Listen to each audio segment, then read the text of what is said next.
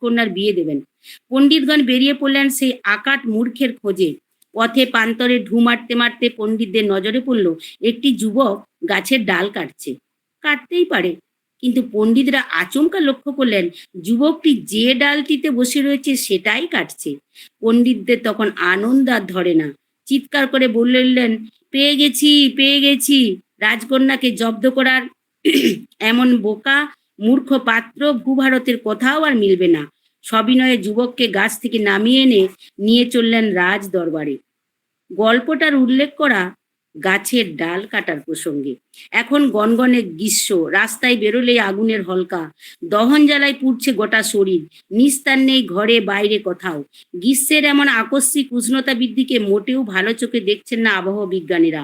তাদের সতর্কবার্তা, সুপার এল নিনো কড়া নাড়ছে বসুন্ধরার দুয়ারে। তার আগমন হেতু 26-এর গ্রীষ্মে এইসব উপসর্গ। সামনের বছর আরো কিছু ভয়ানক উপসর্গ নিয়ে সে দাপট দেখাবে চৈত্র বৈশাখ জ্যৈষ্ঠ মাসে। বৈষয়িক তাপমাত্রার রেকর্ড ভেঙে দিতে পারে আগামীর গ্রীষ্মকাল। আর সেটা সত্যি হলে বিশ্বের অঞ্চলভেদে কোথাও প্রবল বৃষ্টিপাত, আবার কোথাও ভয়ঙ্কর খরা সহ একাধিক বিধ্বংসী প্রলয় ঘটাতে পারে সুপার এল নিনো। অথচ আমরা সকলেই জানি ওই রাজকন্যার বোকা ও মূর্খ পাত্র কালিদাসের গল্প। যদিও তিনি পরবর্তীকালে মহাকবি হন, আজকের গাছ কাটার প্রেক্ষাপটে আমরা কিন্তু বসুন্ধরার ভয়ানক আর্তনাদ শুনতে পাচ্ছি না, কিংবা শুনেও না শোনার ভান করছি। তা না হলে সুপার এল নিনোর সভ্যতা সংহারী হুঙ্কার মাথায় নিয়ে মধ্যপ্রদেশের সিংরৌলিতে বনাঞ্চল ধ্বংস করে বৃহৎ কয়লা খনি প্রকল্প, আরাবল্লী পর্বতমালার ভূপৈচিত্র্য পাল্টে দেয়া, কিংবা আন্দামান নিকোবর দ্বীপপুঞ্জের মতো সংবেদনশীল একটা বাস্তুতন্ত্রকে ধ্বংস করে মেগা উন্নয়ন প্রকল্প গড়ে তোলা সাহস দেখায় কেউ? নিন্দুকেরা বলাবলি করছেন স্নিগ্ধ সুন্দরী বসুন্ধরার দম্ভকে দুর্মুষ করতে তো কালিদাসের মতো লোকেদেরই প্রয়োজন। অতএব আমরা সবাই কলিকালের কালিদাস। বিষ্ণু উচ্চায়ন রুখতে আন্তর্জাতিক পর্যায়ে নানা জ্ঞানগর্ভ আলোচনার অংশ নিয়ে প্যারিস চুক্তিকে পালন করার শপথ নিয়েও আমাদের মূর্খ কালিদাস থেকে জ্ঞানী কালিদাস হয়ে ওঠা আর হলো না। আমরা আধুনিক সভ্যতার মানুষ, আরো আধুনিক হতে চাই। সেক্ষেত্রে বনাঞ্চল পশু পাখির যন্ত্রণা গায়ে মাখলে সভ্যতার চাকা ঘোরাবে না। কালিদাস গাছের একটি ডালে বসে সেই ডালটাই কেটেছিলেন, আর আমরা আজ সভ্য শিক্ষিত মানুষ সবাই গাছে চড়ে বিকাশের বুলডোজারকে বলছি সমূলে গাছটাকে উপড়ে ফেলো। নমস্কার, আজ এখানে শেষ করছি। বাবা, কোনো পিনই তোমার পক্ষে যথেষ্ট নয়, কোনো পিন করাই তোমার পক্ষে যথেষ্ট নয়।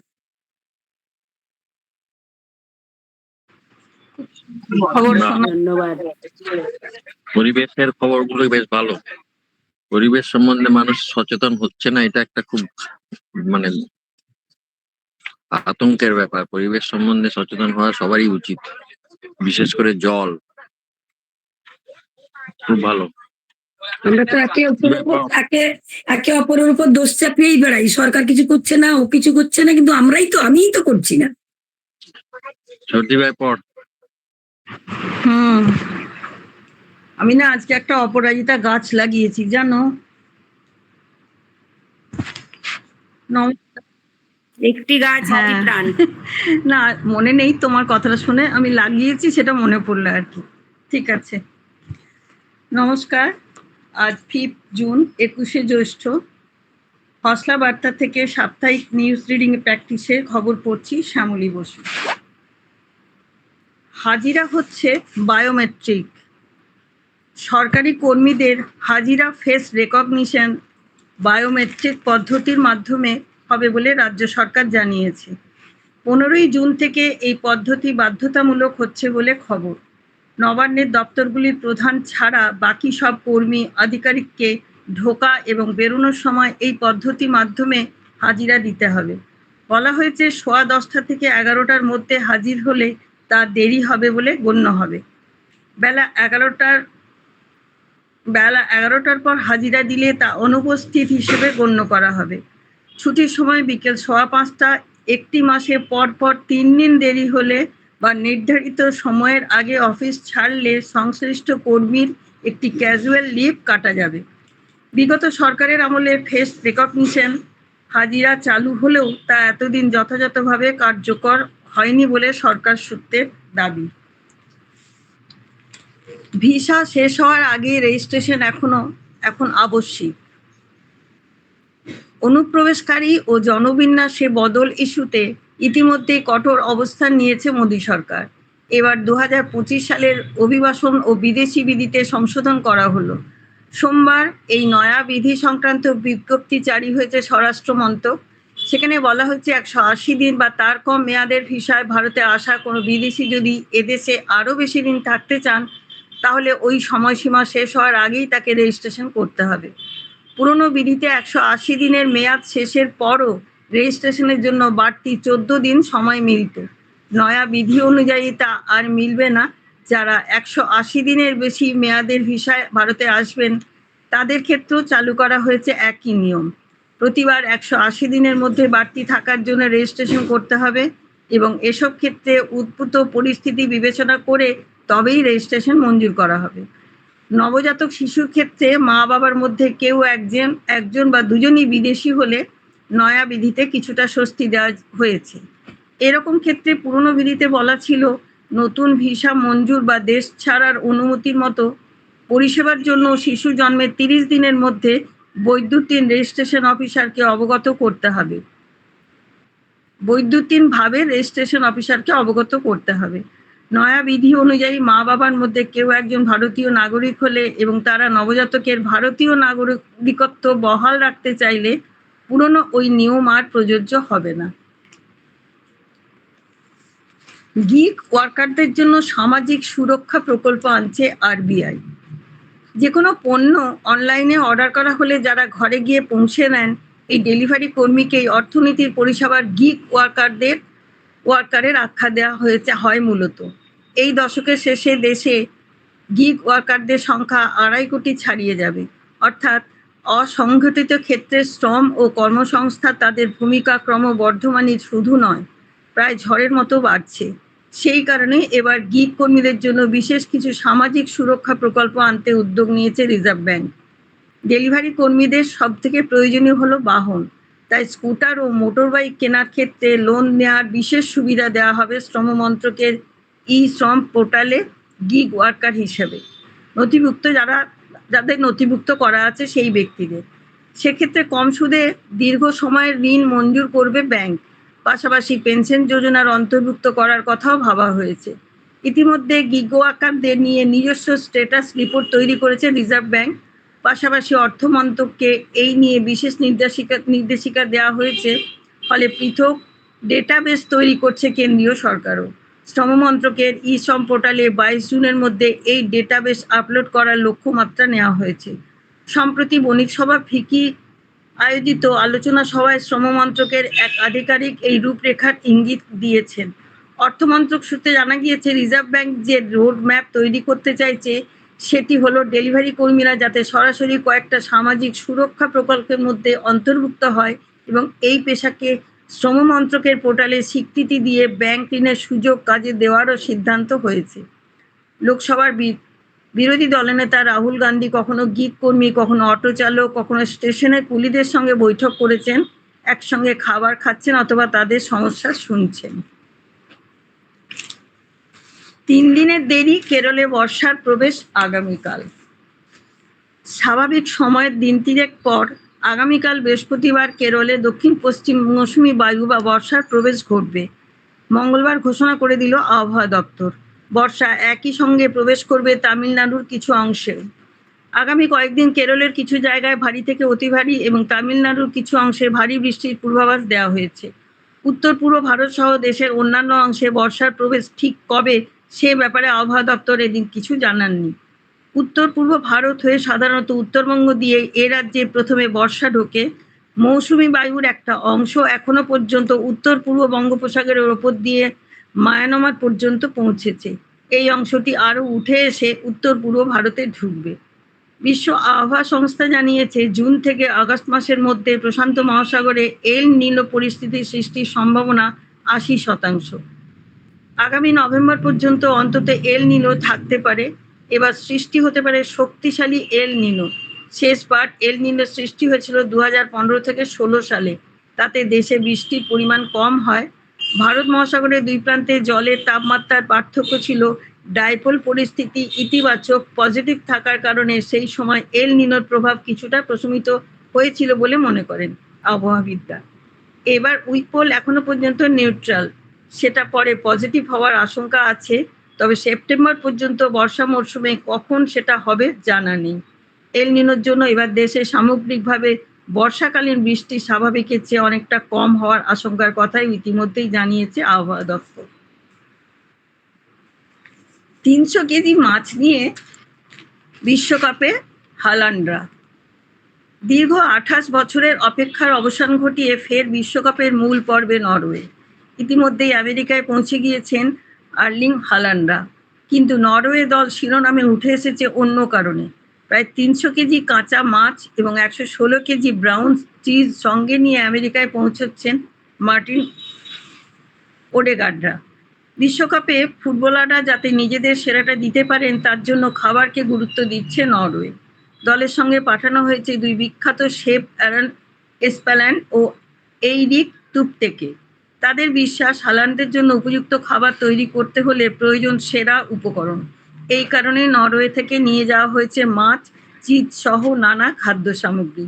বিশেষ করে লাল মাছ এবং ব্রাউন চিজকে নরওয়ের খাদ্য সংস্কৃতির গুরুত্বপূর্ণ অংশ হিসেবে দেখা হয়। নমস্কার, আজকের খবর এই পর্যন্তই।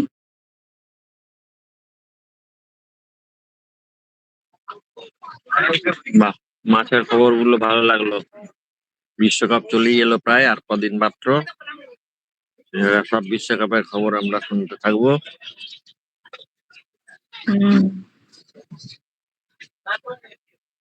কে আছেন খবর পড়ার মতো?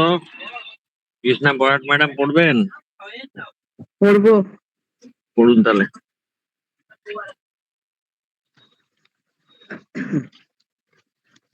নমস্কার। আজ 5ই জুন, শুক্রবার, 21শে জ্যৈষ্ঠ। বিষ্ণুপুর হাসলাবার্তা থেকে আমি কৃষ্ণা বরাট কিছু টুকরো খবর পড়ে শোনাচ্ছি। নতুন উড়োজাহাজ, 1 বৈশাখ নয় 20 জুন রাজ্য দিবস। সদ্য মৃত দাতার হাড় দিয়ে রোগীর গুঁড়ো হয়ে যাওয়া অস্থি পুনর্গঠন। অন্নপূর্ণার টাকা দেওয়া শুরু। পালসেনকে হারিয়ে বালক বীরের বেশি। খবরগুলি পড়ছি। নতুন ডুবোজাহাজ। চলতি বছরেই ভারত পেতে চলেছে তৃতীয় nuclear power ballistic missile submarine INS Arindam. খবর আগামী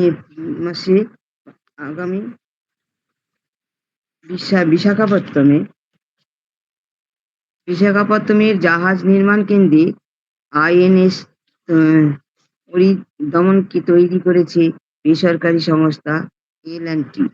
জানা যাচ্ছে ডুবোজাহাজটি সমুদ্রের গভীর অনির্দিষ্টকালে লুকিয়ে থাকতে পারবে। ক্ষেপণাস্ত্র ছোড়ার আগে এটির অবস্থান জানা প্রায় অসম্ভব।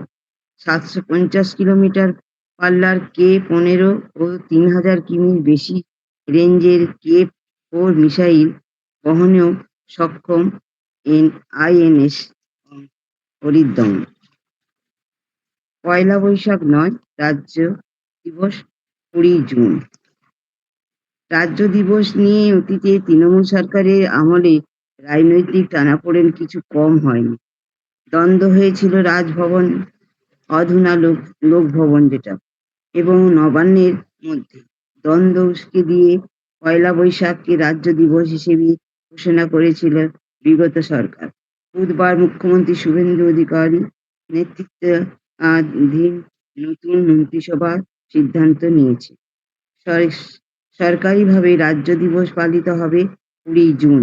যে দাবি তারা তুলেছিলেন বিরোধী থাকাকালীন। সদ্য মৃত দাতার হাড় দিয়ে রোগীর গুঁড়ো হয়ে যাওয়া অস্থি পুনর্গঠন। কলকাতায় সদ্য মৃত দাতার থাইয়ের হাড় দিয়ে নতুন করে তৈরি হলো লরি দুর্ঘটনায় গুঁড়ো হয়ে যাওয়া রোগীর হাড়। এই প্রথম এই ধরনের অ্যালোগ্রাফট প্রতিস্থাপন করা হলো আর.জি. কর মেডিকেল কলেজের হাসপাতালে। মঙ্গলবার অর্থোপেডিক বিভাগে এই ঘটনা ঘটে। বিভাগীয় প্রধান ডক্টর এস কুমার দাবি করেন, শুধু আর.জি. কর নয়, পূর্ব ভারতের মধ্যে এই ঘটনা প্রথম ঘটল। রোগীর নাম রেজাউদ্দিন মণ্ডল, বয়স ৩১, বাড়ি উত্তর ২৪ পরগনার বিরায়। ২০২৩ সালে এক ভয়াবহ লরির দুর্ঘটনায় তার থাইয়ের হাড়ের নিচে অংশ, মাথাটা গুঁড়ো গুঁড়ো হয়ে যায়। প্রথমে প্লাস্টিক সার্জারি হয়, তারপর ২০২৪ সালে দুর্ঘটনাগ্রস্ত ব্যক্তির শরীরে হাড়ের অংশ অটোগ্রাফ দিয়ে ক্ষত পূরণ করবার চেষ্টা হয়। লাভ তেমন হয়নি। এই পরিস্থিতিতে দুটি বিকল্প ছিল: প্রথমত, দুর্ঘটনাগ্রস্ত পা কেটে বাদ দেওয়া; দ্বিতীয়ত, সদ্য মৃত কোনো দাতার থাইয়ের হাড়ের অংশ দিয়ে পুনর্গঠন করা। এই ধরনের হাড় শহরে না মেলায় দেশে এই বিষয়ে যে সংস্থা কাজ করে তাদের সঙ্গে যোগাযোগ করে আর.জি. কর রেজাউদ্দিনের পায়ের ঠিক যতটা অংশ পূরণ দরকার তার 3D প্রিন্ট করা হয়। তা কোম্পানিকে পাঠিয়ে জানানো হয় দুর্ঘটনাগ্রস্ত ব্যক্তির মাপের দাতার হাড়। সরকার এই বাবদ ২,৪৫,০০০ টাকা খরচ বহন করে। রোহিতার পায়ে সেটাই প্রতিস্থাপিত হয় নিখুঁতভাবে।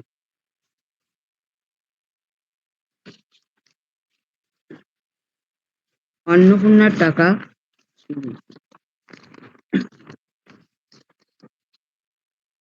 চালু হলো অন্নপূর্ণা যোজনার মাথাপিছু বরাদ্দ দেওয়ার কাজ।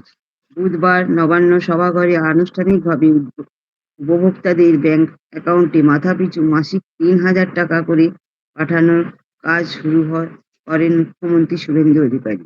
তিনি জানান, প্রথম ধাপে যাচাই হওয়া উপভোক্তাদের এই অর্থ দেওয়া হচ্ছে। এবার আগামী ৩ মাস ধরে উপভোক্তাদের যারা যাচাই হয়ে মূল তালিকাভুক্ত হবেন তারা পেতে শুরু করবেন। ওই বরাদ্দ সব কাজ শেষ হওয়ার পরে লক্ষ্মীর ভাণ্ডার বন্ধ হবে। তখন থাকবে শুধু অন্নপূর্ণা যোজনা। অন্যদিকে এদিনই আপনার সরকার আপনার পাশে নামের একটি পোর্টালও চালু করেছে রাজ্য। সেখানে নানা বিষয়ে অভিযোগ মতামত জানাতে পারবেন নাগরিকরা। একটু যাবেন না বড়টা?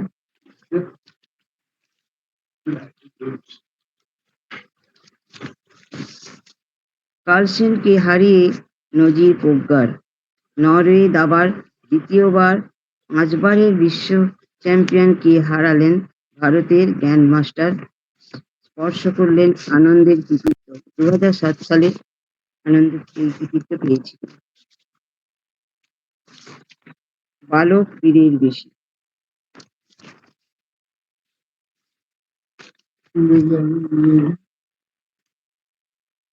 সদ্য IPL শেষ হয়েছে, কিন্তু বৈভব হচ্ছে এই IPL খেলার মধ্যে শেষ।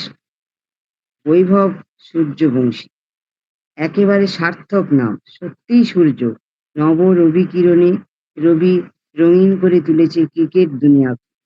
80 বলে 175 রান, 29 বলে 97 রান, ভাবা যায় না।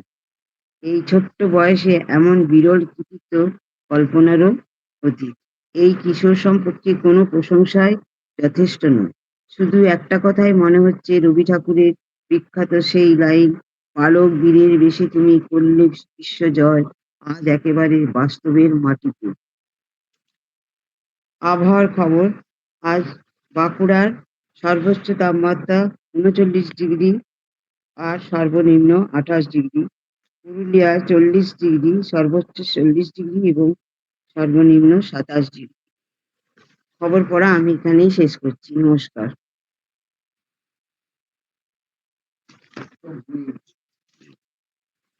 এই যায় প্রশ্ন। হ্যাঁ,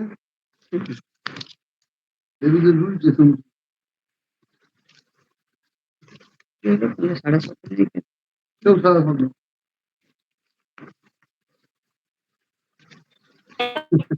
ওটা গেলে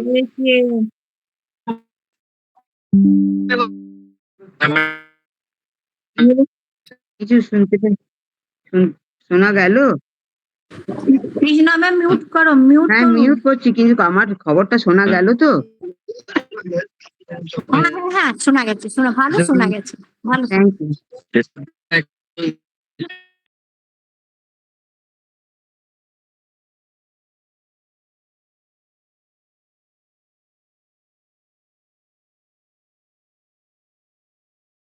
স্যারের নেটওয়ার্কে প্রবলেম হচ্ছে,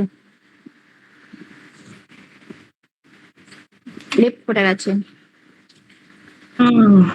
আর কেউ আছেন খবর পড়ার? পড়বেন আর কেউ? তৃপ্তি আছে। না গো, রেডি করিনি।